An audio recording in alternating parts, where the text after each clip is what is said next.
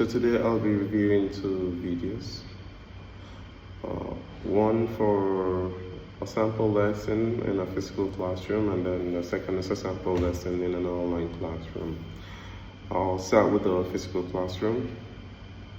The teacher was very smart in the way she kind of transitioned the students from the art class into her class, art ESL class. And then she tried to connect with the students, which is very important, especially for like inter-standard 3, because you need to, if you will be able to command the respect of your students, you should be able to connect with them, find out how they're feeling, what their moods are like. Usually they'll always say, oh, for my case, they'll always say, oh, I'm not good, I'm not good, I'm not good.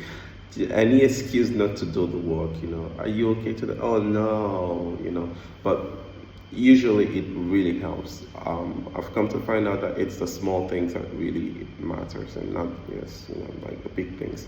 So she really does her homework there, like in trying to connect with the students and find out how they're doing, and then she goes into the main part of the lesson where she lets the students pick the books they want to read, and then they go ahead to write the summary of the book and like the important parts and key parts of the book.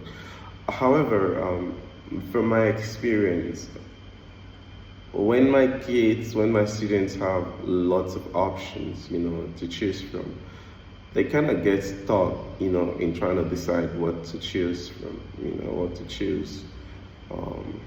For example, if I have 6-7 books and then you ask the kid, okay, you can pick one, the kid will be stuck there, do I pick this or that or that or that or that, it's kind of like a burden, like burden of options, if that's a word, so I try to reduce. So what I'll do different is to give him 3 books. You pick one out of this 3, or maybe 2. Actually, you pick one out of this 2.